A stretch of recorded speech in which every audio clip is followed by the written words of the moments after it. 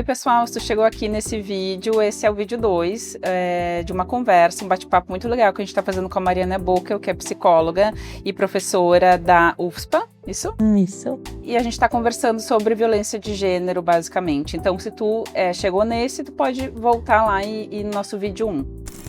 Tem uma preocupação, assim, do quanto isso tem pegado gerações mais novas, né, que acabam, enfim, tendo acesso ali às redes, daqui a pouco entram no chat, tem esses discursos acontecendo, e a gente sabe que hoje em dia as redes sociais, elas entregam os conteúdos que tu tá assistindo, né, então tu assiste uma vez, aquele conteúdo volta pra ti com uma outra forma, né, e aquilo vai se repetindo, se repetindo, se repetindo, e aí tu vai construindo ideias que geram raiva, né, e aí o movimento vai começando. E tu falou uma coisa interessante, Mari, assim, né, do valor das famílias, né. Eu tava vendo essa semana uma mãe que pegou o celular do filho e gravou no Instagram dele sobre o vídeo dele, que ele tinha feito um vídeo falando que as mulheres têm que ser submissas e tal, e ela pegou o Instagram dele e gravou, fez um discurso, assim, né, assim... Eu vi essa notícia. Né, e ela disse assim, esses não são os valores que eu passo na minha casa, né, o meu marido não me trata assim, né, o pai dele não me trata assim, mas a gente fica pensando, se nós adultos temos dificuldade de lidar com as redes, se a gente acaba sendo embebido também de uma série de informações que a gente fica na dúvida se são informações reais, se não são, tu imagina como é que é para crianças e adolescentes. Né? Não tem condições, estrago, tem maturidade neurológica para isso. Não, e um grande risco, assim, de normalizar ou normatizar padrões violentos que estão sendo colocados ali sutilmente, mas que por trás estão falando de muita coisa. Isso. Né? Né? Exatamente. E é um comércio hoje em dia também, né? Porque daí tem esses coaches, né, de masculinidade, eles já vendem, né? Vende curso e sobe na montanha e faz não sei o quê, né? Sim, então, assim, é um comércio também. Mas né? é interessante, veja bem, sobe na montanha, né? Grita. Essa coisa primitiva, é um resgate desse lado muito primevo, né? Sim. Eu diria pré-civilizatório até. Né? Nesse tipo de ideologia, né, o que se passa é que é a biologia que impera, né? Ah, muito bem. Então, assim, se a biologia impera, tu precisa reforçar tu essas precisa características, extravasar o que já é teu.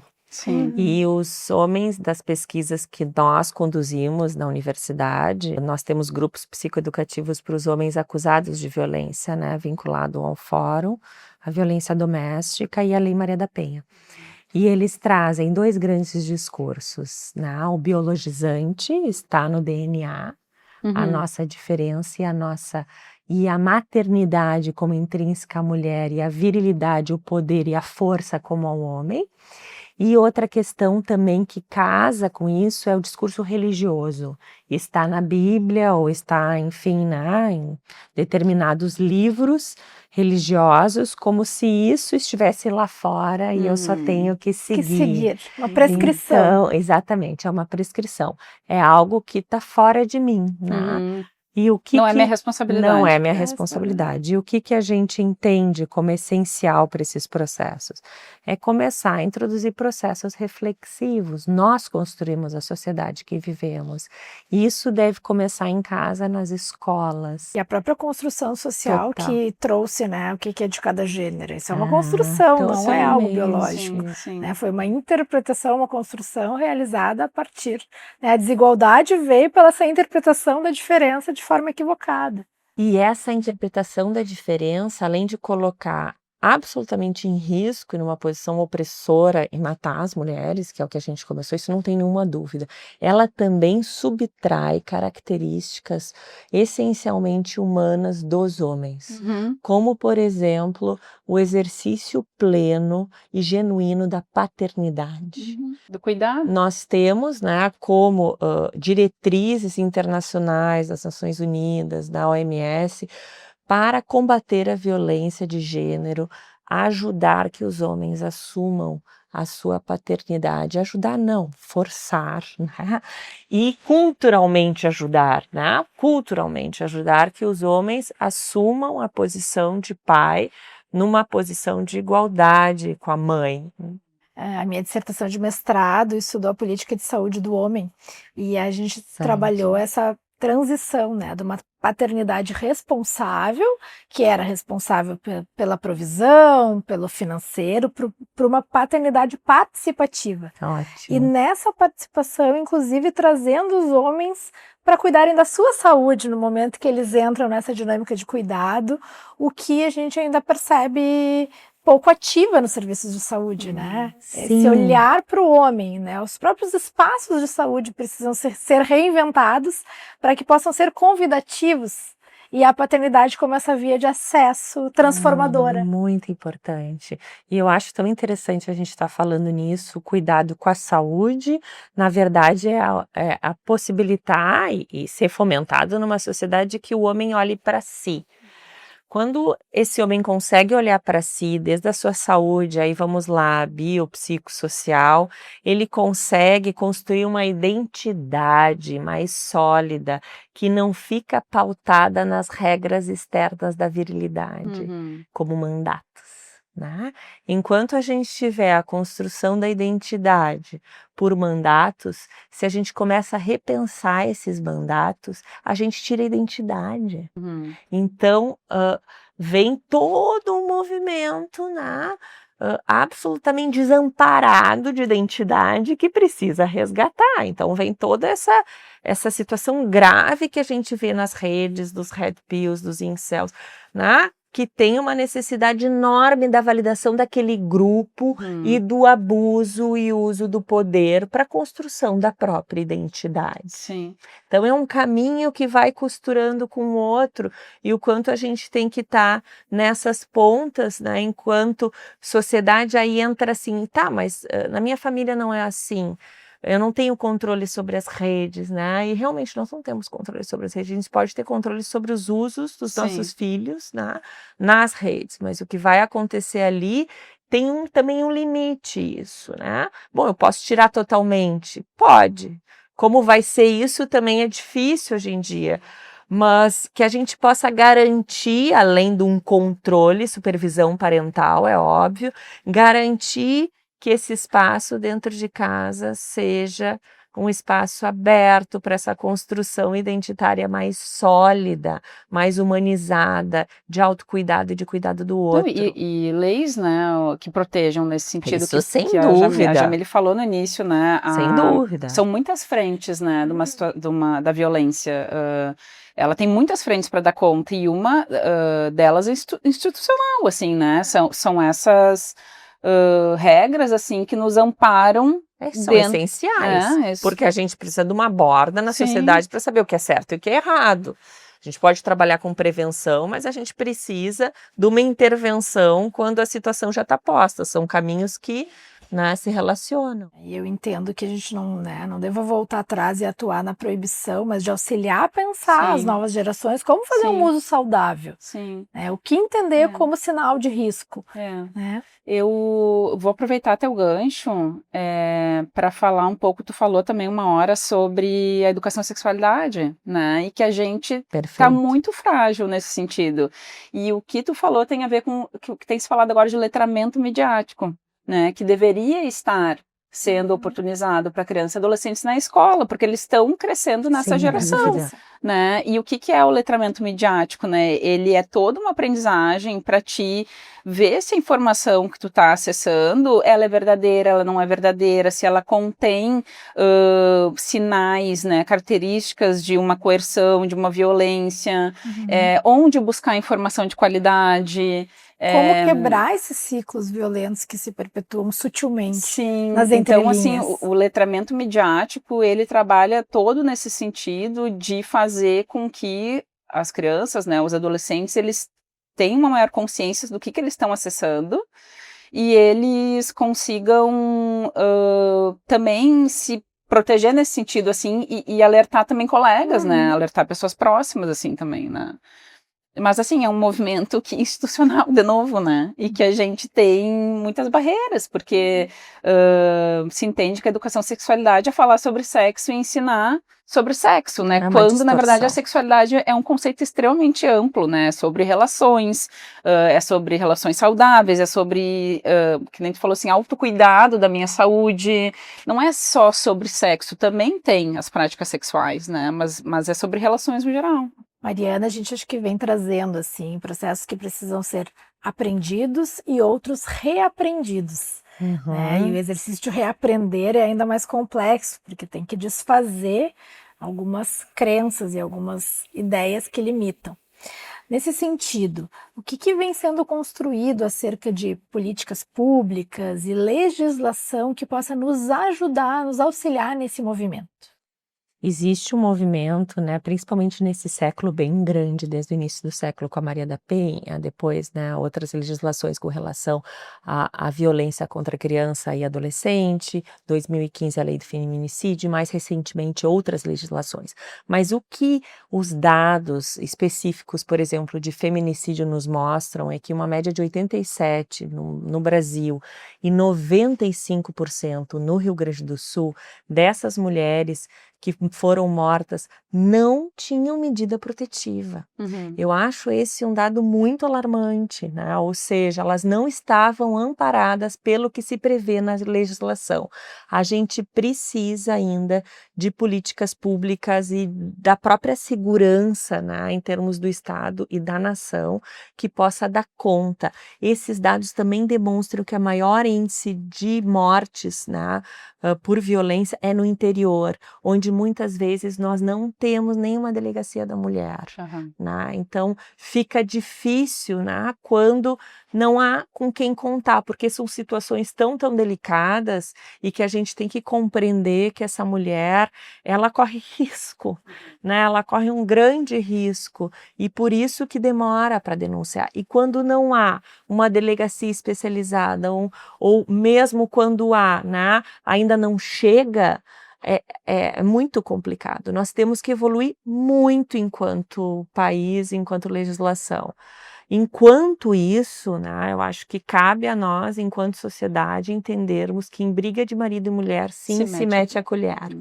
E que nós devemos nos oferecer, sim, a ajudar os outros nas medidas do possível, né, a buscar auxiliar com informações, para que essa mulher não minimize o risco, porque a gente sabe que isso é cíclico, existe o medo, existe o pavor, existe o arrependimento, existe o pedido de perdão, existe a fase da lua de mel e a reconciliação. E até que vem o próximo evento, né, de briga, de desavença, de lidar com diferenças, até que o ápice é a nova violência, vem a violência, a fúria extravasada, a mulher fica numa posição de subjugação, o agressor se arrepende, ele pede 1000 desculpas, ela quer se separar, ele diz que não, eles fazem um contrato de novo de aproximação, vem a nova lua de mel.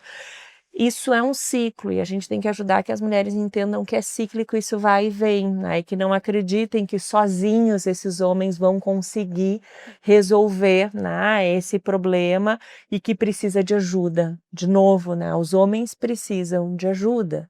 Nós, mulheres, sabemos disso. Não estou dizendo que nós, mulheres, não precisamos. Nós buscamos ajuda com muito mais facilidade. Nós somos treinadas desde a nossa infância a identificar as nossas emoções. Outro dado interessante do grupo de homens acusados de violência é que eles não conseguem fazer uma diferenciação emocional básica. Por exemplo, qual é a diferença da raiva e da tristeza? Quando que se confundem. É isso. Geralmente a raiva se sobrepõe, né? Essa é uma pergunta que eu faço direto no consultório. Até porque o homem não pode ficar triste, né? Se tu tirar a tua raiva, o que tem, né, embaixo? Isso, que a raiva é identitária dessa masculinidade viril e desse poder. Então ela é identitária, ela traz esse status, né? Que aqui enche, né? E aqui o maxilar se tensiona, essa posição. Então é muito masculina, né? E a tristeza ela não aparece. Entra como algo de fragilidade, de vulnerabilidade, fraqueza. E o homem não pode se ver nesse lugar. Esses homens não podem mostrar a sua vulnerabilidade. Então a gente tem que ajudar a educar socioemocionalmente os homens, humanizando eles para que eles possam expressar suas emoções de uma forma mais livre para poder aprender a manejar a raiva, porque como consequência os homens também não sabem manejar a raiva. Então a gente tem uma dificuldade emocional e a gente tem uma falha enorme nas estratégias de resolução dos conflitos a dois. E temos 2 grandes saídas que aparecem nas nossas pesquisas ali na universidade: a evitação ou a agressão. Então o homem evita, evita, evita, evita até que ele explode. E aí ele agride. Tá? O recuo ou o fronte são estratégias absolutamente polarizadas, E que nenhuma das desadaptativas. 2 resolve o problema. Acho que tu falou tantas coisas importantes agora, assim, Mária, estava pensando sobre essa questão do silenciamento, né, e do medo. Muitas vezes se tem essa pergunta, né, por que as mulheres não saem dessas relações, né, se faz muito essa pergunta, assim, de novo num pensamento individualista, né, mas existe muito, primeiro que nenhuma relação acho que começa assim, né, elas começam com atitudes pequenas, ciúme que é lido como um amor, e aí pequenos comportamentos, e tem muito uma questão também de como é que se fala isso, quando tu confunde a percepção da mulher, né, tu começa a confundir a percepção dela, ela sente uma coisa, tu diz que aquilo que ela sente é errado, de que ela exagerou, de Uma que ela invalidação. e as mulheres, elas começam a questionar se elas estão certas de pensar o que elas pensam, e elas começam a se confundir se o que elas estão pensando é real, se não é real, né? Então, assim, eu já recebi pacientes consultórios que me perguntou, né? Eu acho que eu flerto com as pessoas. Ela não sabia, óbvio que ela não flertava com ninguém, mas ela ouviu tantos anos aquilo, de que se ela olhava para lá, ela estava encarando uma pessoa, que ela já tinha essa dúvida. Então, assim, tem isso, tem o medo, né? Aí, que nem tu falou, se a gente não tem uma proteção de rede, eu tenho medo, existe um silenciamento, as pessoas vêm, ninguém comenta nada. Eu já não sei se minha percepção é real, se ela não é. Se eu sair disso aqui, o que ele faz comigo? Né? Então, é toda uma estrutura que realmente, assim, não tem como sair às vezes, né? É muito difícil sair. Fica uma cegueira relacional. E tem muito um discurso do cuidado, né? Eu faço isso para te proteger e para te cuidar. Né? Ou tu flerta e não tá te dando conta, ou tu tá usando determinadas roupas e tá te expondo. Tá provocando. E tá provocando e tá te expondo. O que eu faço é pelo teu cuidado. Não, e assim, ó, tu faz eu fazer isso contigo. Isso. Parece uma preocupação. E por Isso. trás dessa preocupação, o mecanismo de controle novamente. Totalmente. E tem uma outra questão, que isso aí também no consultório eu vejo, a mulher fica tentando o tempo todo fazer uma regulação emocional desse homem. Muito bem, a responsabilidade dela. Isso, então assim, ela tem a responsabilidade de regular ele emocionalmente, a responsabilidade não é dele. Então ele começa a se ativar e ela pensa assim, o que eu fiz, né? Como é que eu posso fazer para que ele vá para a lua de mel, né? Para que ele vá para que ele se acalme. Ele coloca ela sob essa responsabilidade, Aos né? poucos vai. Aos poucos, e aí entra a violência emocional, ela vai chegando devagarinho e vai tomando conta, e tem uma outra questão que é esse ideário de um amor romântico, né?